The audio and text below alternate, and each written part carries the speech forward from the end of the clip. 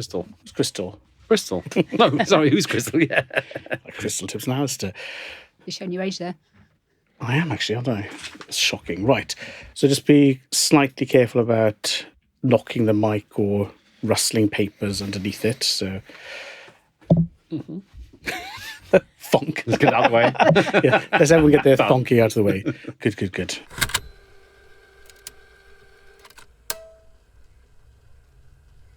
Hey, welcome back to the studio. We're here again for the RetailCraft podcast. So in the studio today, we have some lovely guests. So let's kick straight off. I'm Ian Jindal, Editor-in-Chief, and... Hi, I'm Alexandre Meerson. I'm Jamie Merrick from Salesforce. I'm Sienne Veit from John Lewis. And Emma Herod from Internet Retailing. Wonderful. Well, look, we are so excited about today. So we've got the nation's, if not the world's, favourite retailer, represented here by Sienne, of course, and one of my favourite brand stories with Alexandre, who's going to chip in as well. So, Sienne, thank you so much for joining us. You are the Director, Digital at John Lewis. So, just tell us. If there's a comma there, I have to say it. So, Director, Digital. Tell us what the role encompasses. So it's quite a broad role. It includes all of product development, so across web, apps, contact centres and in-store digital. And it also includes all of the digital operations to manage that digital estate, including trading, so e-commerce. So all of the online trading management across home, fashion and electricals, and the digital operations to launch and manage end-to-end the product lifecycle. Wow. I'm not sure that leaves anything else for your lovely partners to do. That is an incredible remit. And correct me if I'm wrong, this is a role that you took on early this year, isn't that right? Yes, so I was in the product role, digital product role, and then we decided to combine all of e-commerce into one great digital team because actually the kind of cross-functional matrix working really makes sense. It speeds up decision-making. It means you can design really great end-to-end propositions. And actually those boundaries seemed quite artificial at the time. And, we've obviously been watching John Lewis for a long time, and one of the, not only the early digital pioneers, but one of the first people to really integrate the e-com into the mainstream of the business to become a true multi-channel business.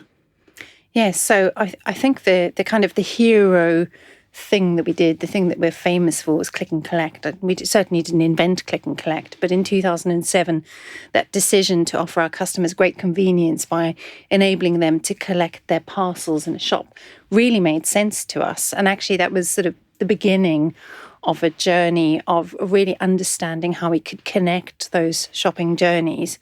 And that's extended to today, where we've provided 8,000 devices into shops for our selling floor partners to use so that they can better serve our customers using all of the incredible real-time information that they get from the application, an application that's based on our consumer iOS app. So they can check stock. They can send a customer an email if they want to make a decision later at home, as you do. Sometimes you have to ask your significant other if you really can spend another £1,500 on a MacBook. But also provide advice and guidance along the way without ever having to leave the side of the customer. So it's their best blend of human and digital within a great shop environment. And it means they can really build a relationship with the customer. So actually, digital isn't taking our partners away from customers. If anything, it's helping them to create an even deeper bond. And so would you say that's been the driver behind the multi-channel developments, that bond to the customer? I think so. And we always say, for us, it is personal. We're a partner-based business. We're a co-owned business. Our partners in a shop aren't paid commission. They are owners of the business. They have a vested interest in building a relationship with customers, offering impartial advice and guidance. So I think it's how do we enable those relationships to form? And actually, if you have a look at what's happening in retail and the purpose of physical retail, it is very much about that physical presence. It's about advice, guidance. It's about sensing things, seeing things, trying things. And more we think that is the the value that we add. That's what's special about us, and it's what, the extra value that our partners can offer to our customers. But as digital has spread throughout the business, what have the challenges been, if any, to get that adoption? I'm minded of a previous MD we interviewed many years ago, and he was saying that when he first started on the direct business, partner meetings, he'd be asked, why are you spending so much money on e-com? And he remembers one meeting where the question was, why aren't you spending more on e-com? Because it's driving so much in store. So there was a switching point there, maybe 6, 7, 8 years ago. But now as everybody in store has to be digital and offline and customer focused and knowledge about the product and mindful of the environment, there's a lot for, store colleagues to cover. I mean, is this an easy path, or are there challenges that you're finding as you grow this out? I think the temptation is to view partners and shoppers being some kind of slaves to their robot overlords, and that is absolutely not what we want to deliver. And in fact, I think our approach to how we went about really looking at great experiences was quite different. So when we first thought about this, and it actually was a suggestion from partners saying, our customers are walking into our shops with mobile phones, and we don't feel as though we are empowered to have the same conversation, because at that point, our partners couldn't have their own personal devices on the shop floor. So normally you would probably just go and provide some form of interface to those partners, and that would be that. But we actually went about it in a very different way. We put our UX research team into our Cambridge shop and asked them to live with those partners for a week, to follow them and ask questions like, why are you doing that? Why are you writing that down on a piece of paper? Timing how long it took to go to the stockroom, how long they were away from the customer side, and actually asking them questions about what they felt would be the most useful things that they could do on a device, and even down to form factor. How big should this device be? We tried all sorts of different sizes, all different brands of mobile device. And that made a real difference, because it felt like what we created bubbled up from the needs of those partners and from the needs of their working lives. And extend that out to today, where there is a continual feedback cycle. And that's done a couple of things. It's got real buy-in. So we didn't have that kind of usual kind of training program that has to accompany a rollout. So we were able to roll out really quickly. So from first getting approval from the board, who thought this was a good idea, but they weren't quite sure how quickly or how much value we would add, to being live in the shop took 90 days. And then it took us a year to roll out to all partners on the selling floor, all those thousands of devices, which is really speedy. And I think we were able to get that pace because we had real buy-in. It was a really joined up team, and people could see the immediate benefits and could also understand their part in requesting further functionality. It is very much part of their working lives, as opposed to being something additional to their working lives. Does the ownership structure, does that really make the difference compared to other places perhaps that you've worked in terms of adoption of all this stuff, to make customers' lives better? Because in other places, sometimes there can be a bit of conflict, can't there, between the channels? I think being a partnership makes a huge difference. It allows us to make decisions because what we choose to invest in is effectively our own choice. It is not something that a shareholder is going to have a say on. We are very collaborative and actually probably relatively small and all in one kind of building as well. And it's quite easy to gain access to the other parts of the estate where needed. So I think that makes a huge difference. And also because partners can see the benefit to our customer base, but also to the partnership as a whole. And that is the guiding light, that, we are there to really keep the partnership going for future generations. We are not there necessarily for profit immediately now. And one of the first principle is happiness, the happiness of our partners in a successful business. So I think that makes a huge difference, and it allows us to do things like design things that are going to be great to use or easy to use. Whereas I think some of those decisions, if you were purely looking at it from a shareholder perspective, might not be that easy to prioritize. Right. Quite. So you talked about the UX team with the store, But your activities actually span many silos, whether it's operations, store operations, technology, merchandising. How do you go about working across function and silos within the organization? I think it's just that. I think those what appear to be silos are really just groupings of people around similar capabilities.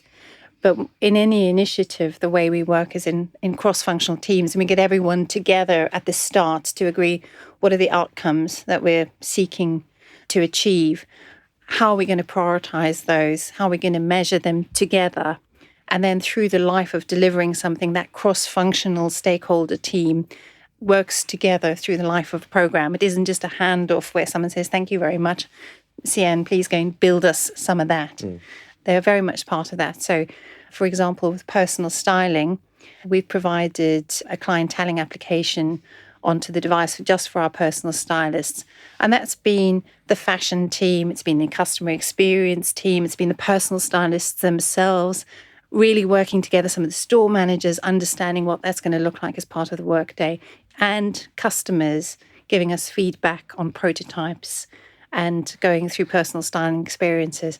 So that feels like a much better way of working. Some people say, well, surely that takes time, but actually getting all that upfront alignment means you can go faster because you're not stopping to kind of re-explain why you're doing something. You've got that deep alignment right from the start and a continued discussion around what's important through the life of any delivery. Now, you say important. Listening to you, it's interesting because I can hear what used to be two roles. One would be the product development role, make me something shiny and deliver it, but also the trading side. So to what extent do you think that having both the commercial reins and KPIs and the product influences either side? So do you sense yourself? Are you more demanding of product? Is the product better because of the commerce? How do those two fit together? I think they're constantly in balance with each other in a sort of lovely yin-yang way. And I think it starts with the customer, and it absolutely has to, that is our North Star, is making sure that it is something that is meaningful to a customer. It really solves a problem for the customer or delights a customer. And if we have happy customers who are feeling fulfilled, that's a great start. However, whatever we work on needs to be commercially viable. It needs to return for us so that we can continue to operate and we can continue to invest in our customers. And I think we're allowed to prioritize in any given moment on one of those kind of delightful sides. So sometimes we will prioritize something because it makes something more efficient and saves time and therefore resource of some kind. And sometimes we will prioritize on the love factor, because actually, as a brand, trust and love are so important to us. We'll over-index on them. So I think being able to hold those two realities together in any decision-making process is really important. I'm just wondering what the KPI for love might be and how do you measure it? Maybe that's something that our listener can email us and tell us. So in this lovely yin-yang world of balance, of love, of efficiency, the other pressure we have in our business is to keep innovating and keep changing. So even as you're doing all of these projects, do you feel that pressure to up the pace of change? And if so, how do you manage an innovation change program? I think that pressure is always there. Our customers are so demanding and they will always be way ahead of you in terms of what they design. They see no difference between John Lewis, the very large retailer, and this cool startup, this app that they're using. And they want it all, and they bounce seamlessly from experience to experience. So they'll go from Airbnb to shopping for a dress and expect the same level of service.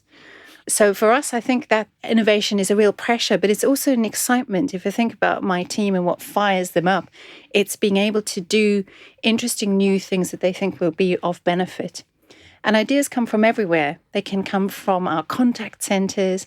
We get letters all the time about how could we make this better, or I've seen something, or I've had an idea. And we always try to realize those. We also have John Lewis Ventures, which is looking further on sort of on the outer fringes of new possibilities for John Lewis. So we've just purchased Open, which underpins our ability to provide services at scale to our customers.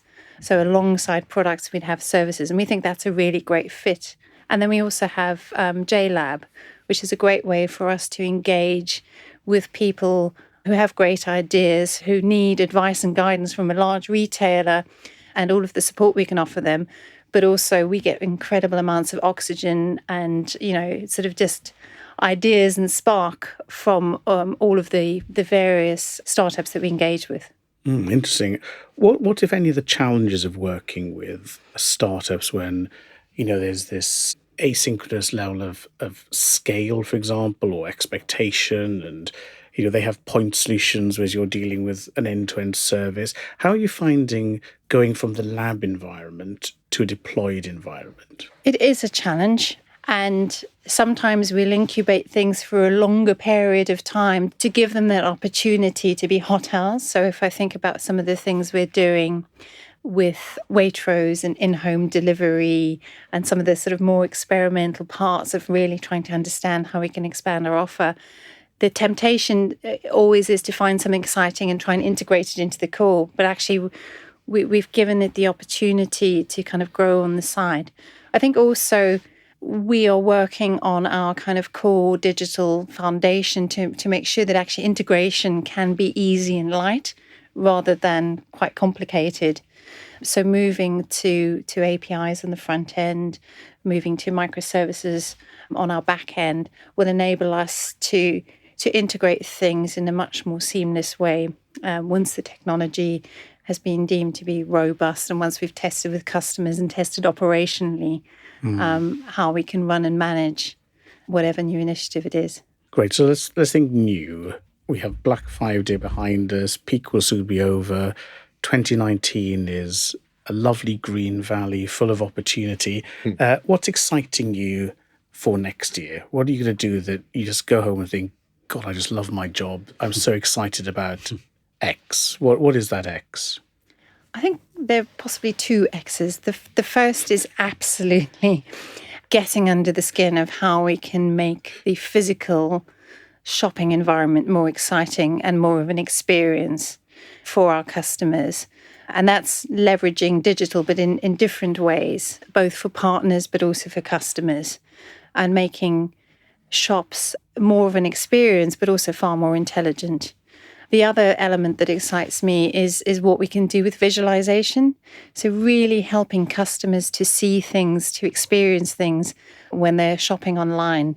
And I think that CGI and AR have come quite a long way, and they haven't really kind of been used at scale. But I think actually with powerful phones and great technology and Wi-Fi everywhere, there's a lot more that we could do to bring products to life for customers.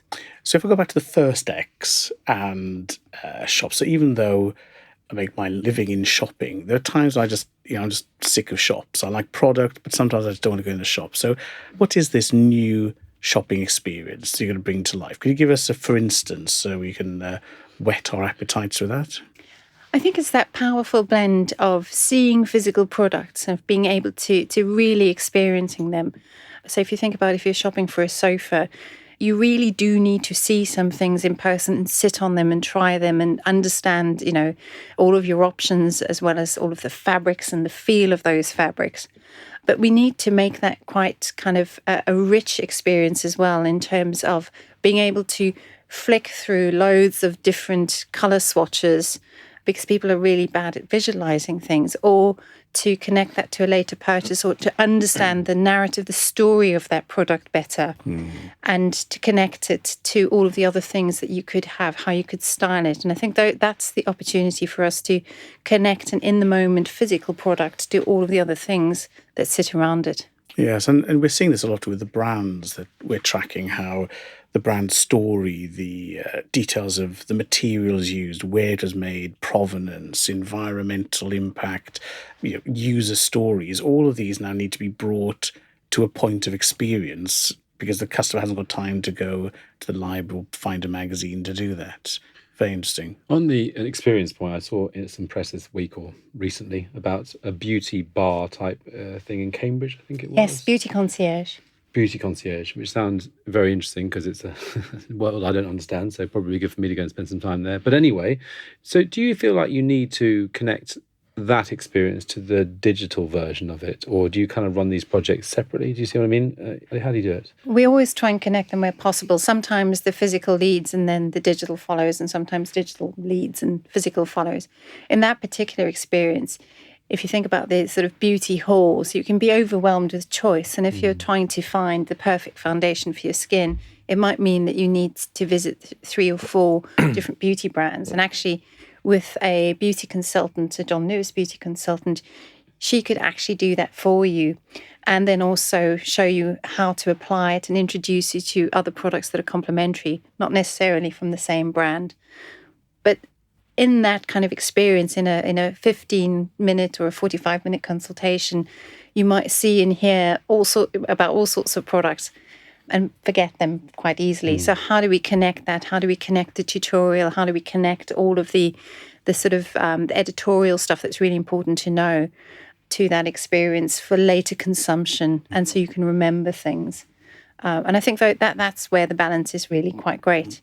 And I guess some categories lend themselves better to that than others. Would that be fair to say? Yeah, I think it's the degree to which you need advice and guidance and help on how to get the look, as well as the ability to put things together or to remember them for later. So, creating a sort of a consideration list as well. Yes. And also with, products you've bought, I was talking to someone the other day and they were saying that the most asked question for the technology they sell was, what does the blue light mean? And so, it's moving from beyond just a purchase to living with the product, enjoying the product, and moving into service as well. So very, very interesting. Good. Well, Sienne, thank you so much for that. We're going to swap now from multi-category, multi-location to the man, the legend, the brand, Alex Meerson. I was going to try No pressure at all. and summarise, but I've just given up. Can you just explain your business? First of all, I thought what you were talking about was very interesting. I like to go back to that concept of the beauty concierge because it's very close to something I'm trying to develop here. So Meerson is the watch brand that I have founded now almost 10 years ago and presented my first watch collections in 2014 in London. So as you can hear it, I'm deeply British. So I moved from my homeland, France, to Britain in 2005, and this is where I founded my brand. But definitely, the more I look at it, Britain helped me create it, but it's definitely French. The purpose of Meerson is to design and manufacture hopefully beautiful timepieces that are handmade and made to order for each of our clients. We've launched new collections every year and meet every single of our clients. And now the question is, how can we scale? How can we grow? And it's a very exciting time for us. A lot of the product development we see these days is either technologically led or material led, whereas I think it's quite interesting that you have a maison, it's the design, it's everything from the styling, the artistry, the new manufacturing techniques linked with old crafts all coming together with a very personal touch. I mean, it's quite an extraordinary thing to see that level of craft and luxury. It's true. First of all, I'm a designer, so that's my craft, if you can use that word for that. And everything starts with a drawing. I use my pencil and I design from A to Z every component of the timepiece. And I spend as much time on the silhouette, which I pursue, desperately trying to dig in at every collection to express that silhouette. And I spend as much time on this as on the materiality of the strap, the shape of every lug, and the design of the movement and every component. So there's no hierarchy between the different components in the watch. And I'm not extremely conservative. I celebrate craft, but for me, craft is a job well done. And I found that the land of watchmaking can be found in Japan, in Switzerland, and I chose Switzerland to kick off. But to your point about technology, what makes us maybe a little bit different to others is that we don't start from the mechanical movement, which is extremely complex and sophisticated in our case. the first thing is the silhouette. So it's style. And so we are a designer-led brand, which makes us a very rare breed at that level of craft indeed, because each watch involves between 60 and 90 artisans, and it goes from hand to hand and can take up to 6 to 8 months to make one piece. Some are much simpler to execute, but they all go through the same process. So yes, I control the design. It's not controlled by technology or what has been done in the past. And this is also what makes our friends in Switzerland scratch their heads very often when I visit them. Say, but that's not how we do things, but that's how we're going to do them now. So But one of the other things you do uniquely, I thought, was while you have this artistic design process, your customer acquisition, maintenance, development relationship is extraordinary. And I used to say that you were the first luxury brand I knew that had been started on social. Not strictly true, but you're 24 hours a day in with holding hands with, engaged with your customers all around the world. So just tell me how you have this creative process on the one hand and this literally one-to-one relationship with customers. How did social help there, or was social just a window on it? At the root of the foundation of the house, as I call it, is this concept of maison, which is a French word that you can understand as a house. For a French person, it means much more than that. It's the place where the designer meets the clients and meets the artisans. And this, I don't know if it's symbiotic or if it's an alchemy that happens, is the magic and the mystery of creation. And I will always remember, and I try to celebrate the maison of my youth that I've known since I was born, where the designer would meet the clients and communicate constantly. And for me, the internet is not the mass media that people project it is only. I think it's extremely tribal, it's extremely individual, and it's probably the best way today to engage in one-to-one communications with people around the world.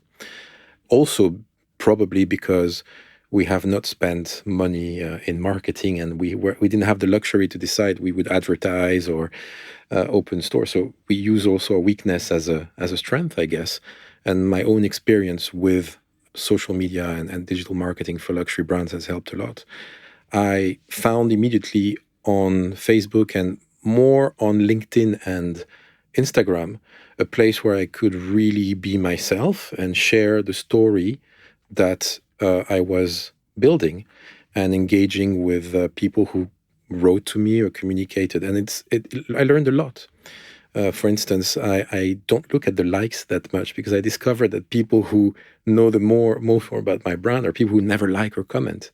It's very, very interesting to see how people then contact you out of the blue and say, "Oh, I've been seeing this for the last few weeks.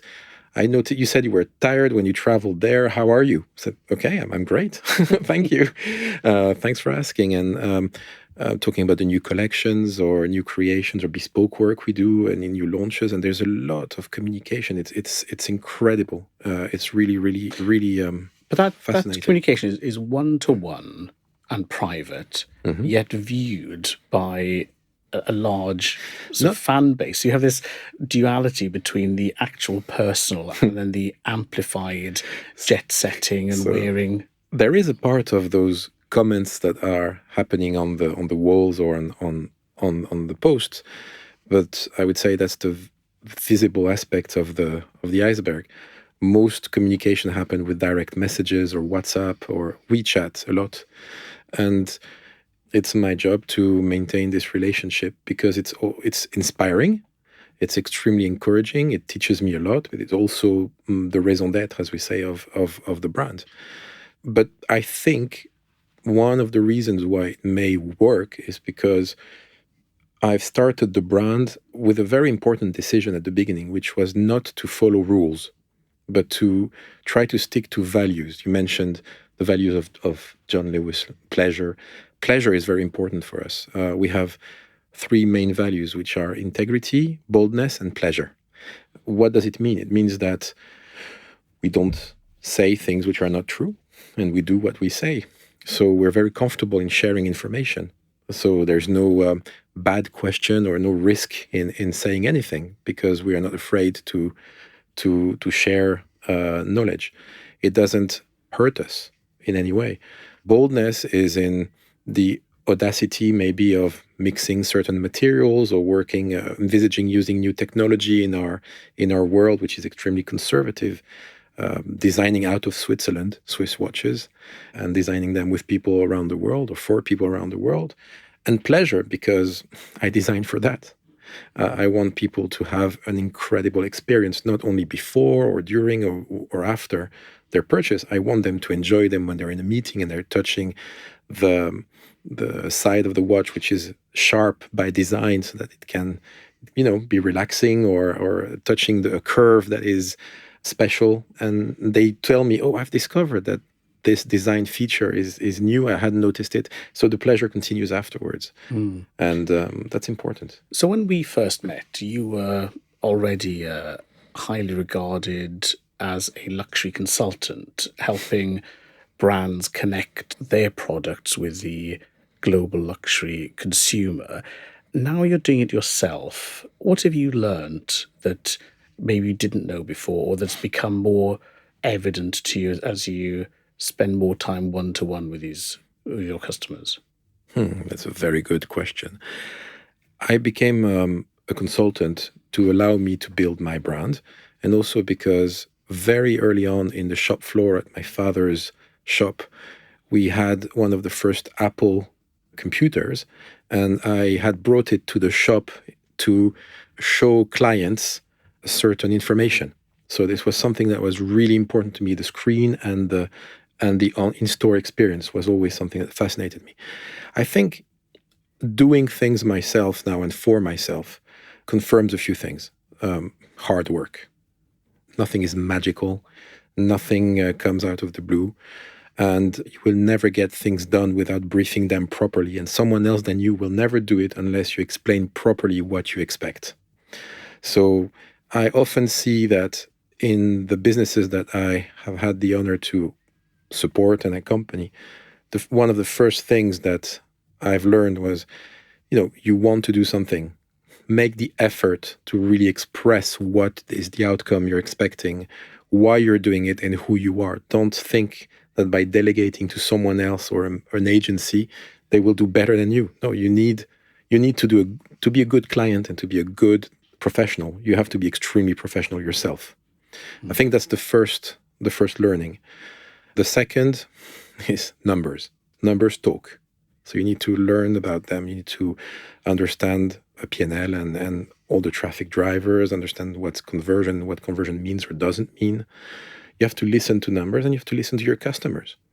Now, I believe that's pretty generic and maybe boring, but everything at the end of the day is common sense, respect for your customer, and integrity. And many of the turnarounds that I have observed and successes I have seen have come from the fact that someone decided to sit down and work very hard rather than move their hands in all directions. Yeah. Interesting. Now, we're just working on our luxury sector report, and the ones that bubble up to the top and are globally known, they're fascias, they have vast marketing budgets, production facilities around the world. Yet contrast that with craft, luxury, atelier, maison, the 1950s in Paris, which is sort of what you're evoking for us. Now that you are creating your own products face-to-face with your own customer, has that changed what you think the definition of luxury might be? Because it's such an overused word now. Every brand says they're luxury here, luxury there. What does luxury actually mean? Help me with a definition. There's not one definition. I suppose that's an easy answer. But for me, purchasing or experiencing a luxury product is getting close to creation. So I would say the first difference between a luxury product and, without being derogatory, a mass market product is that no one is waiting for a luxury product and no one wants it before it's created. And it's the job of the creator to dig in constantly and try to bring to the world something that will create a desire, that will create a connection. So the first element of luxury for me is connection. Is the connection between the owner and the maker through that product that becomes extremely meaningful to them. So connection, meaning, either because the narrative around the product is now more important than the product itself in a way. How I got to choose it, how I got to receive it or to purchase it, how it was made by whom. That's extremely, so the connection, the narrative, the emotion that goes with it, the craft, it's well done. It's something that it's a keepsake. It's something that I can transmit or give later to someone else. Mm-hmm. And at last, it's pleasure. The pleasure and purpose. I buy something that has a purpose, that's fit for that purpose. You could say a phone is fit for purpose, it's the luxury item. But it's the blend of all of that. Right. The feeling connected not only with an artist or a designer, but with your time and your place, a community potentially, and the fact that it is well done and not necessarily, it's exclusive in the sense that it's not excluding others, but it is something that's exceptional. I love that, exceptional. Exactly. If I can ask, I mean, you mentioned WeChat. Sounds like you have quite a few Chinese customers. So are they finding you when they come over, or are you going out to get them? And also, second part of the question, sorry, is the way in which you just described the luxury, is that the way that they're perceiving the brand? When I presented my first collection, I had, to be completely honest, no idea how I would bring it to market. Mm-hmm. So it was a luxury in itself to be able to go on that journey and produce that and put it on the table and show it to people. And by presenting my first collection, I immediately connected with people who liked it or not. Mm. And this created a sense of community. Mm. And I've discovered on the internet, people were following and quite actively excited about what I was doing because it seemed to resonate with them. And the beauty of that is people travel a lot, and I travel a lot. So I have found that many Chinese people I have interacted with were extremely refined and sophisticated and delighted to find something that they had not seen elsewhere and that corresponded to a certain style that they liked. Mm. So I think there's no such thing as the Chinese customer, the American customer. There are worlds with big differences in cultures and life. But when you do something well, and when you execute it well or at the best you can, and you try to put some of your heart in it, you connect with other hearts. And God knows there are many Chinese, so a few of them have connected. Now, how did we meet? Purely through owners first. So I have an owner who ordered a watch in London, traveled to Singapore, then went to live in China. He met people in China and they connected with me and I started to interact with them. So it's still very small. We haven't set a foothold in China. We are just interacting with people. I've started a creative project with Chinese artists working on an exhibit for 2020 of art pieces that correspond in the sense that they communicate with art pieces. So it's a project I have which is purely creative and artistic, which is a great way to get in the market. Amazing. So you're jetting around the world. Your team is growing. I think it's 6 people now? Yeah. How do you scale? Do you want to scale? How do you become the next major global brand, if that's what you want? But I mean, it's so tied to you, your values so far. Even if you're going to brief everyone really, really well, of course. How does the scaling work? So the question that happened a few weeks ago was, do we want to be an amazing bespoke service that goes around the world and creates timepieces like we do at the moment for owners of beautiful arts or houses and stuff? Or do we want to become a brand? And we want to become a brand. And that's the clear answer. That means what does that mean? It means that I want to now reach out to a wider audience, and I need to do the hard work at defining exactly who we are and what we are so that it can be shared by others than me, and I can have my role of creative director, as they say, of the brand, and focus even more on the design and the development of new collections, creations that are updated regularly and animated, and gain support from others to respond to clients.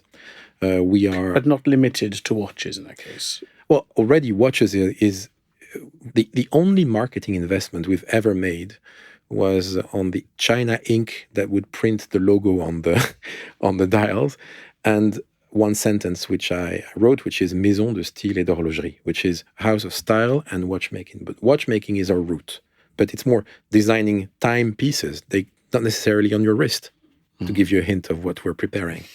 But what is really important is that the concept of the brand, to move from a name to a brand, we need to scale to a certain level without losing that direct relationship with our consumers and customers and friends.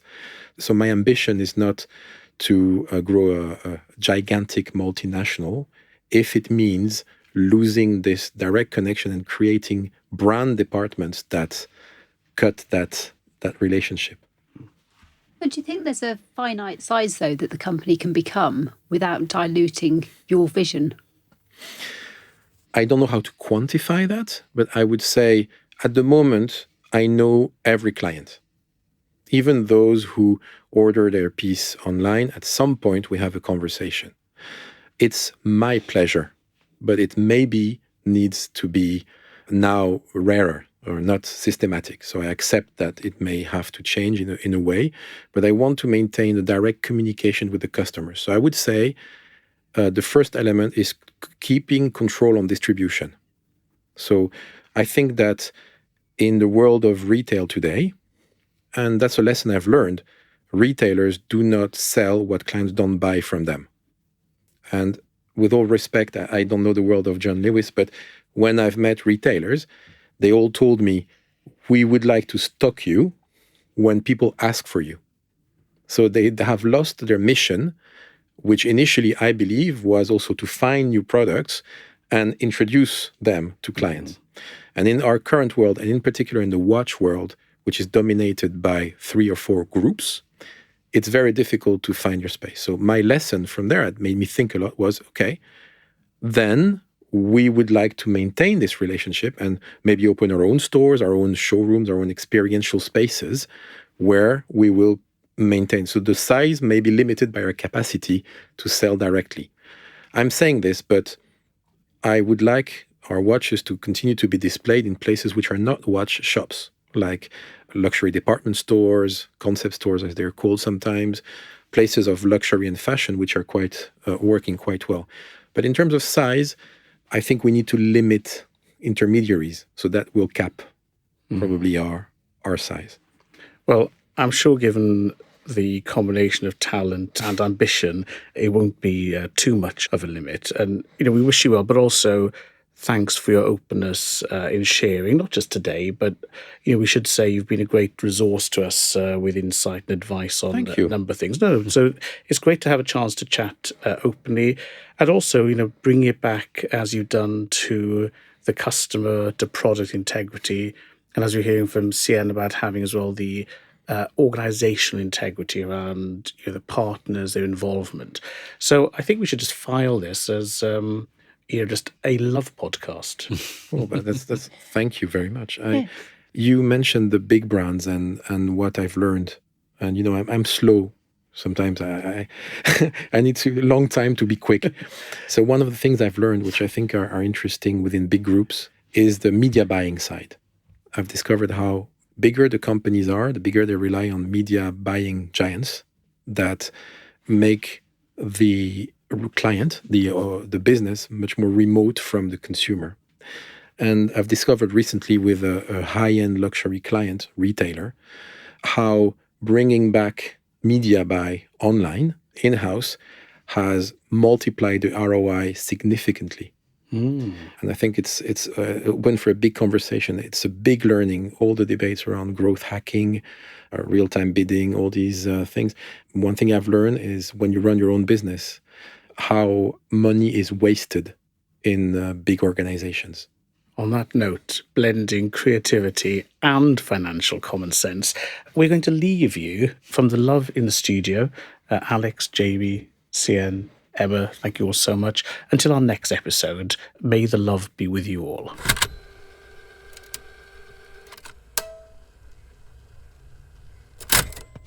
We love you. Lots of love. Lots of great. love. Love everywhere. And you said you weren't very English. Then you said, "Oh gosh." Yeah. That was the most English thing anyone else said in the, Yes. room. In the maison. That was great. I feel inspired now. Did you steal my pen? I borrowed your pen. There's no love now, is there? You're definitely accusing no him love of No, theft. I have to go back to business now. Yes, exactly.